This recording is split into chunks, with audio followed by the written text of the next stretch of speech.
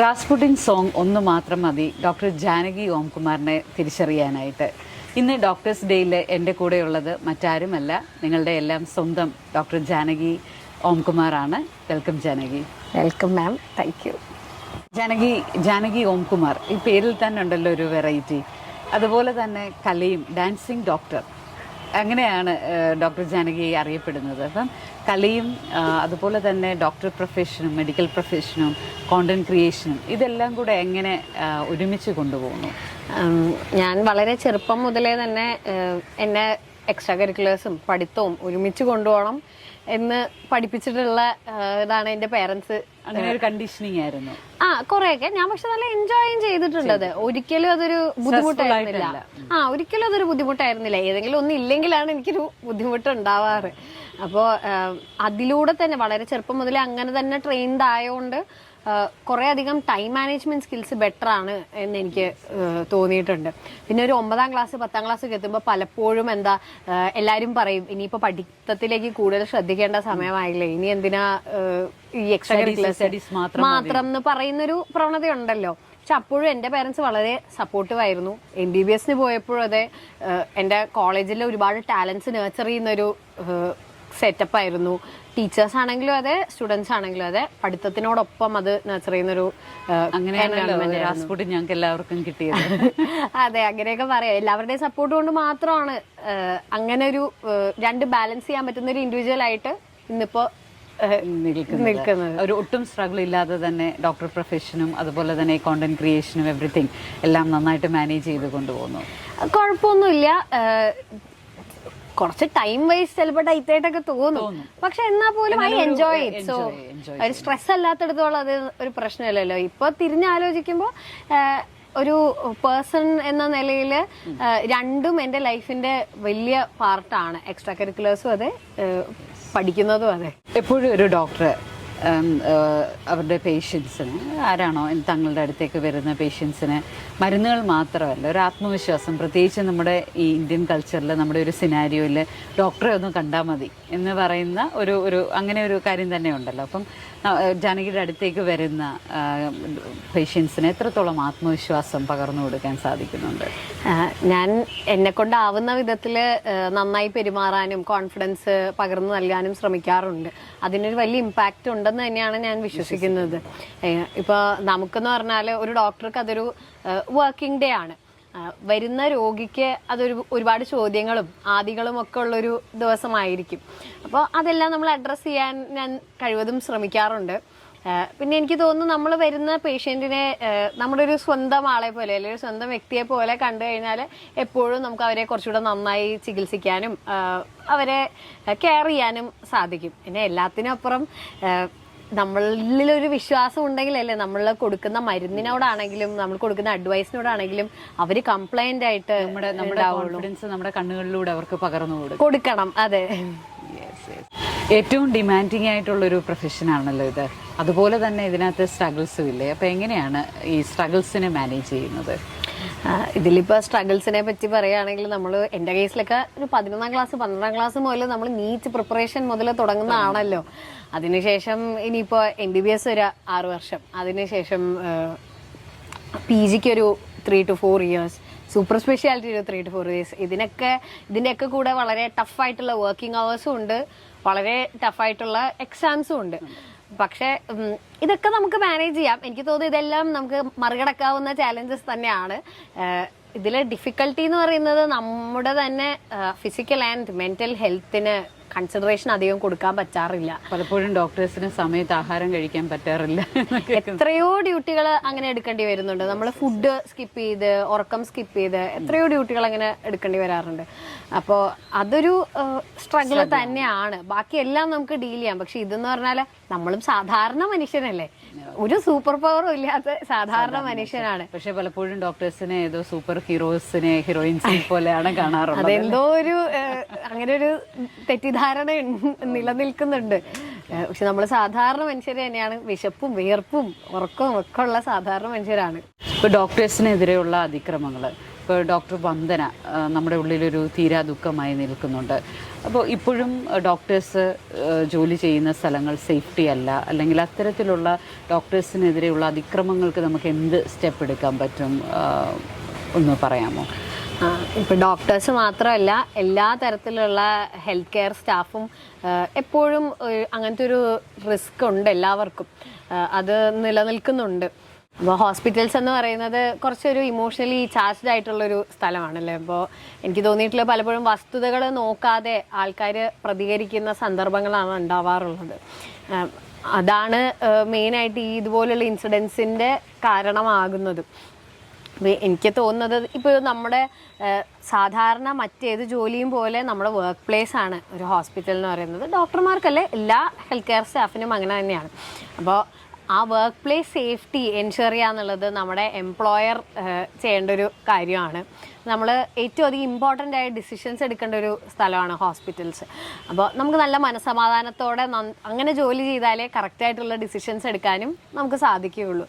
അപ്പോൾ അത് നമ്മുടെ എംപ്ലോയീസ് ചെയ്തു തരണം എന്നാണ് കരുതുന്നത്. പിന്നെ നമുക്ക് ജനങ്ങളോട് പറയാനുള്ളത്, എന്തെങ്കിലും രീതിയിലുള്ള മോശമായ അനുഭവങ്ങൾ ഉണ്ടായിട്ടുണ്ടെന്ന് തോന്നുകയാണെങ്കിൽ നിങ്ങളൊരു ഒഫീഷ്യൽ കംപ്ലയിൻറ്റ് കൊടുത്തോളൂ. അതിൻ്റെ ശരിയായ രീതിയിൽ ശരിയായ മാർഗത്തിൽ ആ കംപ്ലയിൻറ്റ് മുന്നോട്ട് കൊണ്ടുപോവുക. ഒരിക്കലും ഒരു ഇമോഷൻസിൻ്റെ പുറത്ത് ഫിസിക്കൽ വയലൻസിലേക്ക് റിസോർട്ട് ചെയ്യരുത്. പലപ്പോഴും ഇന്ന് ഡോക്ടർമാർക്ക് ഒത്തിരി ഫിസിക്കൽ വയലൻസ് നേരിടുന്നതൊക്കെ നമുക്ക് കേൾക്കാനായിട്ട് സാധിക്കുന്നുണ്ട്, ഇമോഷണലി അജിറ്റേറ്റ് ആയിട്ട് അല്ലേ. അതെ അതെ അതെ. പ്രത്യേകിച്ച് അതിന് വേണ്ടുന്ന ഒരു സേഫ്റ്റി വളരെ ആവശ്യമായിട്ടാണ് വരുന്നത്. എനിക്ക് തോന്നി ഡോക്ടേഴ്സ് ഡേയിൽ എല്ലാ ഹോസ്പിറ്റൽ മാനേജ്മെൻറ്റ്സും ഈവൻ നമ്മുടെ സ്റ്റേറ്റ് തന്നെ അങ്ങനെ സേഫ്റ്റിക്കുള്ള മെഷേഴ്സ് എടുക്കട്ടെ എന്ന് നമുക്ക് ആശംസിക്കാം അല്ലെ, ആഗ്രഹിക്കാം. ജാനകി, ഒരു കോണ്ടന്റ് ക്രിയേറ്റർ എന്ന രീതിയിൽ സോഷ്യൽ മീഡിയയുടെ ഇൻഫ്ലുവൻസ് എങ്ങനെ കാണുന്നു, പ്രത്യേകിച്ച് നമ്മുടെ യങ്സ്റ്റേഴ്സിൽ ഒക്കെ? ഇപ്പോൾ സോഷ്യൽ മീഡിയ എനിക്ക് പേഴ്സണലി, ഞാനിപ്പോൾ ഒരു കോണ്ടന്റ് ക്രിയേറ്റർ ആവുന്നതിന് മുമ്പും അതിന് ശേഷവും വളരെ കുറച്ച് യൂസ് ചെയ്യുന്ന വ്യക്തിയാണ്. ഞാൻ ഇൻസ്റ്റഗ്രാം ഒക്കെ പലപ്പോഴും ദിവസം ഒരു വട്ടത്തിൽ കുറവ് ലോഗിൻ ചെയ്യുന്ന ആളാണ്. എല്ലാവരും വിചാരിക്കുന്നത് ജാനകി ഒരുപാട് യൂസ് ചെയ്യുന്ന ആളാണ്. അതെ, സ്വാഭാവികമായി എല്ലാവരും അതാ കരുതുക. പക്ഷെ ഞാൻ ചില ദിവസങ്ങളിൽ നോക്കാത്ത ദിവസങ്ങളിൽ നമ്മുടെ യങ്സ്റ്റേഴ്സിന് നല്ല അഡ്വൈസ് ആണ്. ഇത്രയും കോണ്ടന്റ് ക്രിയേറ്റർ ആയിട്ടുള്ള ആള്, ഇത്രയും സോഷ്യൽ മീഡിയയിൽ നന്നായി നിൽക്കുന്ന ആള് ദിവസത്തിൽ ചിലപ്പോൾ ഒരു നേരമൊക്കെ ആയിരിക്കും നോക്കുന്നതെന്നുള്ള, അതുപോലും ഇല്ലാത്ത ദിവസങ്ങളുണ്ടെന്നുള്ള വാസ്തവം. അതുപോലും ഇല്ലാതെ, അപ്പോൾ എനിക്ക് പേഴ്സണലി അതൊരു പ്രശ്നം കണ്ടിട്ടില്ല. പക്ഷേ എൻ്റെ ചുറ്റുവട്ടത്തുള്ള ഒരുപാട് പേർക്ക് ഈ പ്രോബ്ലം കാണാറുണ്ട്. ഒരുപാട് യങ്സ്റ്റേഴ്സിന് ഇന്ന് ഇത് ഒരു അഡിക്ഷനായി മാറിയിട്ടുണ്ട്. സ്ക്രോളിംഗ് എന്ന് പറയുന്ന കാര്യം തന്നെ ഒരു അഡിക്ഷനായിട്ട് മാറിയിട്ടുണ്ട്. ഒരു ഡോക്ടർ എന്നുള്ളൊരു നിലയിലും ഒരു സോഷ്യൽ മീഡിയ ഇൻഫ്ലുവൻസർ എന്ന നിലയിലും ആ അഡിക്ഷനെ കുറിച്ച് എന്താ പറയാനായിട്ടുള്ളത്? ഇപ്പോൾ മറ്റേത് ടൈപ്പ് ഓഫ് അഡിക്ഷൻ പോലെ തന്നെ, ഇപ്പോൾ ഡ്രഗ് അഡിക്ഷൻ, സബ്സ്റ്റൻസ് അഡിക്ഷൻ, ഇപ്പോൾ ആൽക്കഹോൾ അബ്യൂസ്, അതുപോലുള്ള എന്ത് അഡിക്ഷൻ പോലെയും ഈ സോഷ്യൽ മീഡിയ അഡിക്ഷൻ എന്ന് പറയുന്നത് same pathway, dopamine reward pathway എന്ന് പറയുന്ന അതേ മെക്കാനിസത്തിൽ തന്നെയാണ് അതും ഉണ്ടാവുന്നത്. അപ്പോൾ അത് വളരെ ഫണ്ടമെൻ്റലായിട്ട് ആൾക്കാർ മനസ്സിലാക്കേണ്ട കാര്യമാണ്. അത് ഹാംലെസ് ആണ്, പിന്നെ വളരെ ഈസിലി ആക്സസിബിൾ ആണ് സോഷ്യൽ മീഡിയ. പൈസ കൊടുത്ത് കിട്ടേണ്ട കാര്യമൊന്നുമില്ല. അതുകൊണ്ടാണ് ഇത്ര കോമൺ ആയി മാറുന്നത്. പക്ഷെ അത് ശരിക്കും നമ്മളെ ഒരു ഡെയിലി ലൈഫിൽ നമ്മുടെ പ്രൊഡക്ടിവിറ്റിയെ ഇമ്പയർ ചെയ്യുന്ന ഒരു ഇഷ്യൂ ആണ്. അത് പ്രത്യേകിച്ചും യങ്സ്റ്റേഴ്സ് നന്നായിട്ട് മനസ്സിലാക്കണം. നമ്മുടെ ലൈഫിൻ്റെ ഏറ്റവും വിലപ്പെട്ട സാധനം എന്താ? സമയം. അത് സമയത്തെയാണ് അത് കവർന്നെടുത്തുകൊണ്ട് പോകുന്നത്. എനിക്ക് തോന്നുന്നു അങ്ങനെ ഒരു ഇൻഫ്ലുവൻസോ അല്ലെങ്കിൽ സോഷ്യൽ മീഡിയയിലുള്ള ടൈം സ്പെൻഡിങ് കുറവായതുകൊണ്ടായിരിക്കും എനിക്ക് തോന്നുന്നു ജാനകിക്ക് ഇത്രയധികം കാര്യങ്ങൾ വളരെ ഫ്രൂട്ട്ഫുൾ ആയിട്ട് ചെയ്യാനായിട്ട് സാധിക്കുന്നത്. അങ്ങനെ ഒരു കണ്ടീഷനിങ്ങും അങ്ങനെ ഒരു ബ്രോട്ടപ്പും ഉണ്ട് അതിനോടൊപ്പം തന്നെ ഇപ്പോഴും. അതെ, അതാവാം. ഞാൻ കുറച്ച് അവെയർ ആണ് അതിനെപ്പറ്റി. ഞാൻ കൂടുതൽ സമയം സ്പെൻഡ് ചെയ്താൽ എനിക്ക് തന്നെ എന്തോ ഒരു അവയർനെസ് ഫീൽ ചെയ്യും. ഞാൻ എന്തോ എൻ്റെ റുട്ടീൻ തെറ്റിക്കുന്നുണ്ട്, എന്തോ പ്രോബ്ലം ഉണ്ട്. ഈ ഒരു അവയർനെസ് ആണ് പലപ്പോഴും നമ്മുടെ യങ്സ്റ്റേഴ്സിന് ഇന്ന് ഇല്ലാത്തത്. അതെനിക്ക് തോന്നുന്നു നമ്മൾ ഓൾ ഓഫ് എ സഡൻ പെട്ടെന്നൊരു ദിവസം വരുന്നതല്ല, ആ രീതിയിൽ നമ്മളെ ബ്രോട്ടപ്പ് ചെയ്ത് കൊണ്ടുവരുമ്പോഴാണ് ഇത് നമുക്ക് ഫീൽ ചെയ്യുന്നത്. ഒരു ഡോക്ടർക്ക് ഏറ്റവും ആവശ്യമായിട്ട് ഉള്ളത് ഒന്നാണ് ഒരു കോൺസെൻട്രേഷൻ, അറ്റൻഷൻ ആൻഡ് കോൺസെൻട്രേഷൻ, വളരെ ഏകാഗ്രമായിട്ട് ജോലി ചെയ്യുക എന്നുള്ളത്. അപ്പോൾ പലപ്പോഴും ഈ ഹെക്ടിക് ഷെഡ്യൂൾസിനകത്ത് ഈ വർക്ക് ലൈഫ് ബാലൻസ് മെയിൻറ്റെയിൻ ചെയ്യാൻ ബുദ്ധിമുട്ട് ഉണ്ടാകാറുണ്ടോ, അല്ലെങ്കിൽ അതെങ്ങനെ മെയിൻറ്റെയിൻ ചെയ്യുന്നു?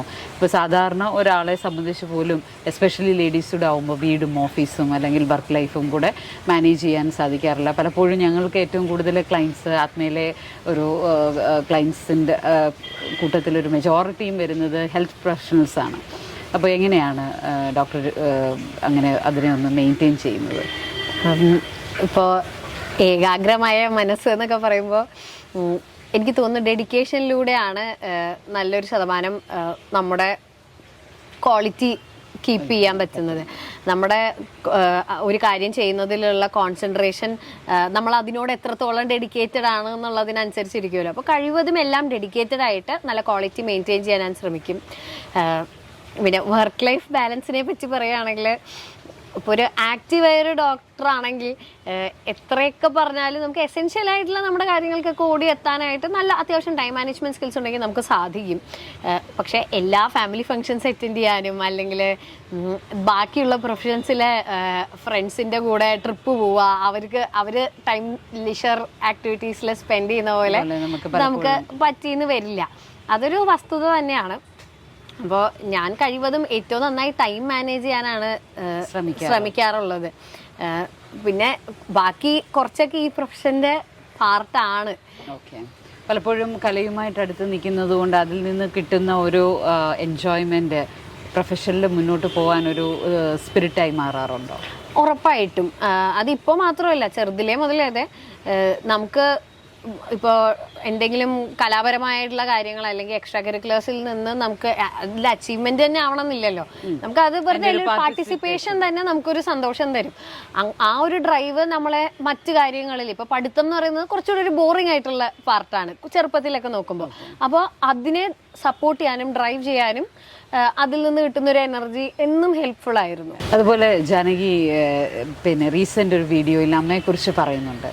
അമ്മ വളരെ സപ്പോർട്ടീവായിട്ട് നിന്നതും ലിമിറ്റ്ലെസ് ആയിട്ട് വളരാനായിട്ട് സഹായിച്ചതും ഒരു പരിമിതികളും വെക്കാതെ എല്ലാ കഴിവുകളെയും പ്രോത്സാഹിപ്പിച്ചതുമൊക്കെ. അപ്പോൾ നമ്മുടെ പേരൻസിന് എത്രത്തോളം പങ്കുണ്ട്? ഇപ്പോൾ ജാനകിയുടെ പേരൻസ് ഇത്രയും നല്ല ഒരു പേഴ്സണാലിറ്റി ആയിട്ട് വളർത്തിയെടുക്കുന്നത്. അപ്പോൾ ഇന്നത്തെ ഒരുപാട് പേരൻസിനും അത് കേൾക്കാനായിട്ട് ആഗ്രഹം ഉണ്ടായിരിക്കും. അപ്പോൾ ജാനകി അത് ഒന്ന് ഓപ്പൺ അപ്പ് ചെയ്താൽ വളരെ നല്ല. എൻ്റെ പേരൻസ് രണ്ടുപേരും തന്നെ ഒരു അക്കാഡമിക് അല്ലെങ്കിൽ പഠിത്തവും നല്ലപോലെ കൊണ്ടുവരുന്നതും അതുപോലെ എക്സ്ട്രാ കരിക്കുലേഴ്സും കൊണ്ടുവരുന്ന ആൾക്കാരാണ്. പേരൻസ് ആരാണെന്ന് ഓപ്പൺ അപ്പ് ചെയ്താൽ? എൻ്റെ മദർ ഡോക്ടർ മായ, ആളൊരു റേഡിയോളജിസ്റ്റ് ആണ്. ഫാദർ ഡോക്ടർ ഓംകുമാർ, ആളൊരു ന്യൂറോ സയൻറ്റിസ്റ്റ് ആണ്. അപ്പോൾ അമ്മ സ്കൂൾ ടൈം തൊട്ട് തന്നെ സ്കൂൾ ടൈമിൽ വളരെ ഒരു ഹൈ പെർഫോമിങ് സ്റ്റുഡൻ്റ് ആയിരുന്നു. പഠിത്തവും എക്സ്ട്രാ കരിക്കുലേഴ്സും ഒരുപോലെ മുന്നോട്ട് കൊണ്ടുവരുന്നൊരു വ്യക്തിയായിരുന്നു. ഇപ്പോൾ ആസ് എ ഡോക്ടർ ആണെങ്കിലും അതിൻ്റെ ഇടയിൽ സമയം കണ്ടെത്തി ആർട്സ്, നന്നായി പടം വരയ്ക്കും, അങ്ങനത്തെ കുറേ ഇങ്ങനത്തെ കുറേ ക്രാഫ്റ്റ്സും പരിപാടിയൊക്കെ ഉണ്ട്. അപ്പോൾ അതൊക്കെ നന്നായിട്ട് ചെയ്യും. അതുപോലെ തന്നെ നന്നായി എഴുതും. അതെല്ലാം ഇപ്പോഴും അമ്മ സമയം കണ്ടെത്താറുണ്ട് അതിനൊക്കെ. എൻ്റെ ഫാദർ പഠിക്കുന്ന സമയത്ത് തന്നെ ഒരു ഓൾ ഇന്ത്യ റേഡിയോ വീണ ആർട്ടിസ്റ്റ് ആയിരുന്നു. ആളൊരു മ്യൂസിഷ്യനാണ്. ഒരു സയൻറ്റിസ്റ്റ് എന്നുള്ളതിൻ്റെ കൂടെ തന്നെ ആളൊരു മ്യൂസിഷ്യനാണ്. അപ്പോൾ അങ്ങനത്തെ ഒരു ബാക്ക്ഗ്രൗണ്ട് അവർക്ക് രണ്ടുപേർക്കും ഉള്ളതുകൊണ്ട് അവർക്ക് അതിൻ്റെ ഇമ്പോർട്ടൻസ് നന്നായി അറിയാമായിരുന്നു. അങ്ങനത്തെ എന്തെങ്കിലും ഒരു കല ഉണ്ടെങ്കിൽ അത് നേച്ചർ ചെയ്യുന്നതിൻ്റെ അവർക്ക് ഉണ്ടായിരുന്നു. അത് നേച്ചർ ചെയ്യേണ്ടതിൻ്റെ ആവശ്യകതയും അവർക്ക് നന്നായിട്ട് അറിയാമായിരുന്നു. അത് നമുക്കൊരു ലൈഫിൽ നിന്നൊരു അസെറ്റാണ് ഒരു ടാലന്റ് ബിൽഡ് ചെയ്യുന്നത് എന്നുള്ള അവർക്കറിയായിരുന്നു. അതുകൊണ്ടായിരിക്കണം അവരെന്നെ ചെറുപ്പം മുതലേ നന്നായി ഗൈഡ് ചെയ്യുകയോ മെന്റർ ചെയ്യുകയോ ഒക്കെ ചെയ്തിട്ടുള്ളത്. രണ്ടുപേരും തിരക്കുകളുള്ള ഒരു പ്രൊഫഷനാണല്ലോ. അതെ അതെ. ആ പ്രൊഫഷനിലും ജനകിക്ക് വേണ്ടി ഒരുപാട് ക്വാളിറ്റി ടൈം അല്ലെങ്കിൽ ക്വാണ്ടിറ്റി ടൈം തന്നെ സ്പെൻഡ് ചെയ്യുന്നതിൽ ഒത്തിരി പരിശ്രമിച്ചിരുന്നു. അത് എനിക്ക് തോന്നുന്നു ഇന്നത്തെ പേരൻസിന് ഒരു വളരെ നല്ല മാതൃകയാണെന്ന് തോന്നുന്നു. അവർ ഒരുപാട് എഫേർട്ട് ഇട്ടിട്ടുണ്ട്. അവരുടെ ഫീൽഡ് ഓഫ് ഇൻട്രസ്റ്റ് അല്ല ശരിക്കും എൻ്റെ മെയിൻ ഇൻട്രസ്റ്റ് ആയി മാറിയത്. അതെ, അത് ഡാൻസ് ആയിരുന്നു. അവർക്ക് ഒരുപാട് അതിൽ പരിചയമില്ലാത്ത ഒരു മേഖലയായിരുന്നു. എങ്കിൽ പോലും അവരെ കൊണ്ട് കഴിയുന്ന വിധത്തിൽ അവരുടെ ജോലിയുടെ ഇടയിൽ തന്നെ കറക്റ്റായിട്ട് ഡാൻസ് ക്ലാസ്സസിന് കൊണ്ടുപോവുക, നല്ല ടീച്ചേഴ്സിൻ്റെ അടുത്ത് കൊണ്ടുപോവുക, അങ്ങനത്തെ കാര്യങ്ങളൊക്കെ എപ്പോഴും എൻഷുർ ചെയ്തിരുന്നു. പിന്നെ പറ്റുന്ന രീതിയിൽ ഇപ്പോൾ അച്ഛനാണെങ്കിൽ റിഹേഴ്സലിൻ്റെ കൂടെ അല്ലെങ്കിൽ പഠിക്കുന്നതിൻ്റെ കൂടെ വന്നിരുന്ന് എൻ്റെ താളം കറക്റ്റ് ആണോ എന്നൊക്കെ നോക്കാൻ ഹെൽപ്പ് ചെയ്യും. അമ്മ ടീച്ചർ പറഞ്ഞു തരുന്ന തെറ്റുകളൊക്കെ മെൻഷൻ ചെയ്ത് വീട്ടിൽ വന്ന് ഞാൻ പ്രാക്ടീസ് ചെയ്യുമ്പോൾ ചിലപ്പോൾ പറഞ്ഞുതരും. ജസ്റ്റ് ഫൈനൽ റിഹേഴ്സലിൻ്റെ സമയത്തായിരിക്കും, പക്ഷെ എന്നാലും they put in any effort they can. അപ്പോൾ അങ്ങനെ അതൊരു പേരൻസിൻ്റെ ഗൈഡൻസും മെൻറ്ററിങ്ങും അല്ലെങ്കിൽ ആ ജസ്റ്റ് ഒരു സപ്പോർട്ട് തന്നെ വലിയൊരു കാര്യമാണ്. ഒരു ലിമിറ്റ് ഇല്ലാതെ, അല്ല ഒരു ജെൻഡർ പെൺകുട്ടിയാണ് അതുകൊണ്ട് ഇന്നത് ചെയ്താൽ മതി, അങ്ങനെയൊന്നും ഒരു ലിമിറ്റ് ഇല്ലാതെ തന്നെ എല്ലാ സപ്പോർട്ടും തന്നിരുന്നു. അതെ അതെ, എൻ്റെ അടുത്ത് ആക്ച്വലി പെൺകുട്ടി ആയതുകൂടെ കൊണ്ട് ഏറ്റവും നമ്മൾ സെൽഫ് റിലയന്റ് ആവണം എന്നാണ് എന്നെ പഠിപ്പിച്ചിട്ടുള്ളത്. വളരെ നല്ലൊരു മാതൃക. നമ്മൾ ഫൈനാൻഷ്യലി സ്റ്റേബിൾ ആയിരിക്കണം, നമുക്ക് അല്ലാണ്ട് എല്ലാ രീതിയിലും പേരൻസിന് മക്കളൊരു ഡോക്ടർ അല്ലെങ്കിൽ എഞ്ചിനീയർ അങ്ങനെ ഒരു പ്രൊഫഷനിലേക്ക് പോകുന്നത് മലയാളി പേരൻസിന് വളരെ താല്പര്യം. പക്ഷേ കലയോടുള്ള കാര്യത്തിൽ, അല്ലെങ്കിൽ കലയുടെ അത് അല്ലെങ്കിൽ ഒരു ഹൈസ്കൂൾ തലം വരെ, അത് കഴിയുമ്പോൾ അത് ഭയങ്കരമായിട്ട് സ്റ്റണ്ട് ചെയ്യുന്നതായിട്ടാണ് കാണുന്നത്. പക്ഷേ അതിൽ നിന്നൊരു വ്യത്യസ്തമായിട്ടുള്ള അനുഭവമാണ് ജാനകിയുടെ പേരൻസ്. ജാനകി മെൻ്റൽ ഹെൽത്ത് ഡേയുമായിട്ട് ബന്ധപ്പെട്ട് ചെയ്തൊരു വീഡിയോ എനിക്ക് വളരെ എൻ്റെ ശ്രദ്ധയെ ആകർഷിച്ചു. അപ്പോൾ as a doctor, what do you think is physical mental health is as important as physical health? എന്താണ് അതിനെക്കുറിച്ചുള്ള ഒരു അഭിപ്രായം? There is absolutely no doubt about it. Physical ഹെൽത്തും മെൻ്റൽ ഹെൽത്തും ഒരുപോലെ ഇമ്പോർട്ടൻ്റ് ആണ് ഒരാൾക്കൊരു സാധാരണ ജീവിതം നയിക്കാനായിട്ട്. നമുക്ക് കാണാവുന്നൊരു മുറിവോ ഒരു ഫ്രാക്ചറോ കാസ്റ്റോ ഒന്നും ഇല്ലാത്തത് കൊണ്ട് മാത്രം മെൻ്റൽ ഹെൽത്ത് പ്രോബ്ലംസ് അൺഡയഗ്നോസ്ഡ് ആയി പോകുന്നുണ്ട്, അല്ലെങ്കിൽ അതുണ്ടെന്ന് പറഞ്ഞാൽ മനസ്സിലാക്കാൻ ബുദ്ധിമുട്ടുണ്ട്. അതാണ് അതിൻ്റെ നമ്മൾ ഫേസ് ചെയ്യുന്ന വലിയൊരു ചാലഞ്ച്. ആൾക്കാർക്കത് കൺവിൻസ്ഡ് ആവാനുള്ള പലപ്പോഴും ഒരു വൂണ്ട് ഓർ പസ്സൊക്കെ ഉണ്ടെങ്കിൽ കാണിച്ചു കൊടുക്കാം. ഇത് പലപ്പോഴും നമ്മളുടെ സ്വഭാവവുമായിട്ടും ബിഹേവിയറുമായിട്ടൊക്കെ ബന്ധപ്പെട്ട് നിൽക്കുന്നത് കൊണ്ട് അത് അവന്റെ മടിയാണ്, അവളുടെ അലസതയാണ്, നമ്മുടെ സ്വഭാവ വൈകല്യമാണ്, അഹങ്കാരമാണ് എന്നൊക്കെയുള്ള, ഈവൻ സ്വഭാവ വൈകല്യം എന്നുള്ളൊരു വാക്കുകൾ പോലും ഉപയോഗിക്കാതെ അഹങ്കാരമാണെന്നൊക്കെ ഇപ്പോൾ പോസ്റ്റ്മോർട്ടം ഡിപ്രഷനിലും ഒക്കെ എന്തുകൊണ്ട് കുട്ടിയെ നോക്കിക്കൂടാ, ഞങ്ങളും 3-4 പ്രസവിച്ചിട്ടുള്ളതല്ലേ എന്നുള്ള കമൻസുകളൊക്കെ വരും. അപ്പോൾ എനിക്ക് ചോദിക്കാനായിട്ടുള്ളത്, as a professional especially doctor, ഈ ഒരു സ്റ്റിഗ്മയെ, സമൂഹത്തിലുള്ളൊരു സ്റ്റിഗ്മയെ മാറ്റാനായിട്ട് എന്ത് ചെയ്യാനായിട്ട് സാധിക്കും? എനിക്ക് തോന്നിയിട്ടുള്ള കാര്യം, ഇപ്പോഴത്തെ ജനറേഷൻ, ഇപ്പോൾ ജെൻസി അല്ലെങ്കിൽ മില്ലേനിയൽസ്, 2000-ന് ശേഷമുള്ള കുട്ടികളൊക്കെ ഈ മെൻ്റൽ ഹെൽത്ത് അല്ലെങ്കിൽ മാനസികാരോഗ്യം എന്നുള്ള കോൺസെപ്റ്റിനെ പറ്റി തന്നെ വളരെ ഫെമിലിയർ ആണ്. അവർക്ക് ആ വൊക്കാബുലറി അറിയാം. ആങ്സൈറ്റി, ഡിപ്രഷൻ, OCD എന്നൊക്കെ പറഞ്ഞാൽ എന്താണ് എന്നൊക്കെ അറിയാവുന്നവരാണ്. പലപ്പോഴും അവർ പറയാറുണ്ട് ഐ നീഡ് എ തെറപ്പിസ്റ്റ് എന്നൊക്കെയുള്ള കാര്യങ്ങൾ. ഐ എം ടേക്കിംഗ് തെറപ്പി അവർ ഓപ്പൺ ആയിട്ട് പറയാറുണ്ട്. അപ്പോൾ പ്രോബബ്ലി ഒരു നെക്സ്റ്റ് 10 to 15 ഇയേഴ്സിൽ ഈ സിറ്റുവേഷൻ ഒരുപാട് ചേഞ്ച് ചെയ്യും.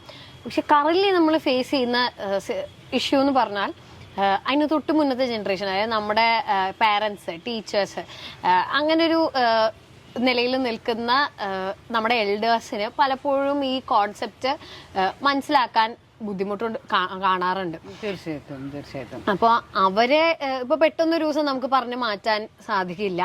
പക്ഷെ നിങ്ങൾ മനസ്സിലാക്കേണ്ട കാര്യം, ഇതൊരു ഓർഗാനിക് പ്രോസസ്സാണ്. പനി വരുന്നത് പോലെ തന്നെ ഒരു തരം കെമിക്കൽ ഡിസ്റ്റർബൻസ് നമ്മുടെ ബ്രെയിനിൽ ഉണ്ടായിട്ട് തന്നെയാണ് ഇതിലെ പല അസുഖങ്ങളും ഈ പല മാനസികാരോഗ്യ പ്രശ്നങ്ങളും ഉണ്ടാവുന്നത്. അല്ലാതെ ആരുടെയും സ്വഭാവം കൊണ്ടോ അഹങ്കാരം കൊണ്ടോ ഒന്നുമല്ല.